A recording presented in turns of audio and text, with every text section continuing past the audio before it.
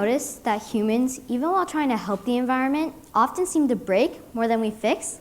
Life and nature just seem to be more complicated than we have figured out how to deal with. But we learned something interesting during the COVID-19 pandemic. According to the National Center for Biotechnology Information, our collective response to COVID had a measurable impact on the environment, which included significant improvement in air quality in several cities around the world, reduction of greenhouse gas emissions, reduction of water pollution, and even possibly restoration of some ecological systems.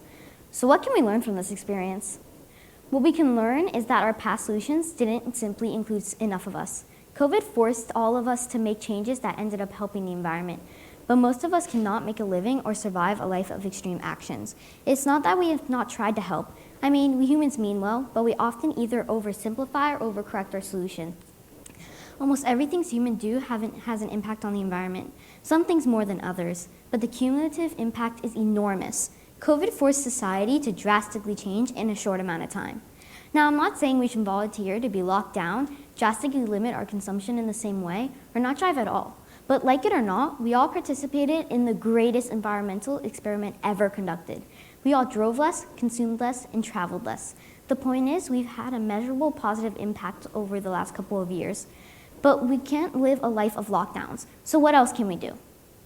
How about continuing the well-intentioned efforts to help the environment that you might remember, such as save the turtles, use metal straws, paper not plastic grocery bags, or what better, bring your own bag? Well, that didn't quite seem to work either. This is because reactionary environmentalism is, well, just that, reactionary.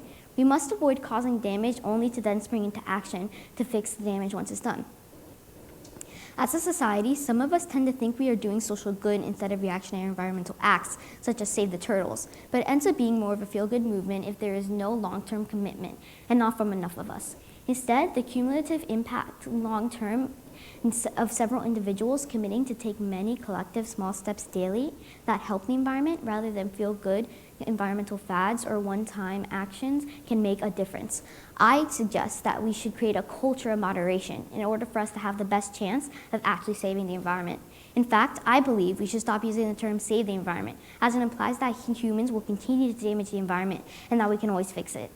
I propose, instead, we should convert our thinking to preserve the environment. This notion tasks each of us with reducing our impact on the environment to avoid harming it in the first place, instead of allowing people to think it can be damaged and we'll find a way to save it after we put it in danger. Over the years, there have been many shifting priorities in the effort to help save the environment, such as reducing climate change, improving air, water, and land pollution, stopping deforestation, and eliminating CFCs and fossil fuels. We all know of these efforts, and they are only part of the contributing factors to the global problem. These priorities seem to come in and out of fashion, but remain collectively important. What you might not know is that although there is consensus that the Earth is warming now, there was a brief cooling period in the Earth's recent past, 1940 to 1975. As carbon emissions increased, the Earth's temperatures actually cooled. Scientists now know that it was sulfur that was released into the atmosphere, and when the sulfur was later decreased, the temperatures rose again.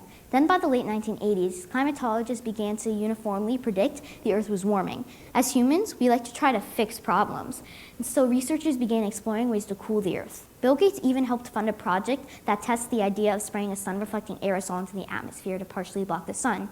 But when we attempt to take huge actions, we may risk causing more harm. Shouldn't we, therefore, consider that incrementally taking small moves to find environmentally sound solutions may be more successful at achieving our goal? This way, we can alter our actions so we don't cause damage we cannot reverse. We need to incrementally make changes and start taking responsibility as individuals, not relying on others to do so. Speaking of the now, the clear culprit for the global problem for global warming trends has been identified as greenhouse gases, such as carbon dioxide. We went about trying to stop those gases from being produced in the late 1990s. Many environmental laws and policies were implemented to reduce vehicle emissions and promote higher efficiency equipment. These types of laws and regulations continue to be created and now do things such as encourage solar panel use in homes and cities. These are just some things being done to try to help, yet we still continue to create more carbon dioxide. Although we have tried to reduce the use of fossil fuels, such as population grows, there is greater demand for burning fossil fuels for energy and more cars on the road. So even if the number of fossil fuels in automobiles is reduced, it adds up when there are so many cars being used. Because of this, we are continuing down the path of damaging our environment even more. However, there is something else carbon dioxide does. It feeds trees. And what has happened during the increase in carbon dioxide period? According to NASA, the planet is greener now than it's been since they started taking satellite measurements in the 1980s. Thankfully, humans' use of fossil fuels also contributed to the greening trend by conserving and planting more trees in replacement for the ones cut down, especially in China and India. Environmental laws and policies were put in place, such as preserving certain pieces of land, like the Everglades. We are even building plant-friendly cities with trees on the rooftops. However, that still does not offset the environmental concerns crafted by the increased amount of carbon dioxide in the atmosphere. This is another example of trying to fix a problem we created. So what do we do about all of this? Well, the answer does not appear to be short-term dramatic fixes or save the turtle type trends. I'll give you an example. How many of you in the audience have an electric car in the family? Raise your hand and hold them. Maybe you thought you bought them in the hope that you were helping the environment. Well, what if I told you that out of every 10 of you holding your hands up, 6 of you were still running your cars on fossil fuels? You can put your hand down now. Yep, in the United States, 60% of electricity produced is from fossil fuels, especially coal and natural gas. Another 19% is from aging nuclear power plants. According to the EIA, the U.S. Energy Information Administration, when these nuclear power plants run down, 19% more fossil fuels will be needed to replace them, meaning that we are losing progress and taking a big leap backward from reaching all clean energy.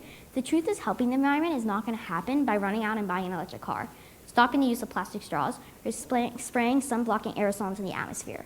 We are almost guaranteed not to improve the environment if we collectively act on narrow, high-profile issues. However, I propose we can each make a difference incrementally, reducing our individual footprint in the environment. Recycle where we can, consider moderating activities that use fossil fuels, and lastly, pay attention to where and how products we purchase are made, such as being considerate that some products are manufactured in a way that is more damaging to the environment. Some are made using a process that pollutes the environment, or it's just the materials it's made with that harm our ecosystem. Some eco-friendly products are refillable cleaning and hand soap bottles. All you do is buy one of the bottles, and instead of throwing it away after all the chemical is used, you buy a tablet that has more of the chemical in it. Also, we can request Amazon, for example, to wait until all products can be shipped in one box if you buy multiple things, so that it saves fuel and packaging materials. And if having an electric car is important to you, be aware that your battery-powered or electric cars still depend on fossil fuels for charging. Maybe instead of save the environment, we can realize that just simple things like not being wasteful and can be more effective than large reactionary actions, because preserving the environment instead of waiting for something bad to happen to start doing something can actually save the environment better than the save the environment approach. Even just reuse, reduce, recycle helps. We need to take incremental actions toward our goal with flexibility to moderate what we do to act because of our ever-changing knowledge of the environment. This way, if the effect remains positive, the end cumulative impact will help us reach our goal instead of using reactionary environmentalism that risks backtracking and possibly breaking more when our knowledge and priorities change with time. We also need to investigate what will truly help the environment. Don't just listen to media, because it is easy to misunderstand or have unreliable sources on social media especially. We are sure to ruin things by jumping to conclusions and taking huge actions when we don't know what will happen next. As humans, we don't know everything, so overreacting when we can't reverse the damage will be a problem. Yet, making incremental actions that we can adjust will very likely help. COVID showed us that society can modify our behavior to successfully limit our impact on the environment. We should learn from this experience and learn from Mother Nature herself. Rather than choosing a life of lockdown-type restrictions, practicing reactionary environmentalism, the cumulative impact of many individuals repeatedly committing to taking small steps daily and over time, in other words, a culture of moderation, will save it. Do this, and overall, we can just stop breaking things because we're not so good at fixing them. Thank you.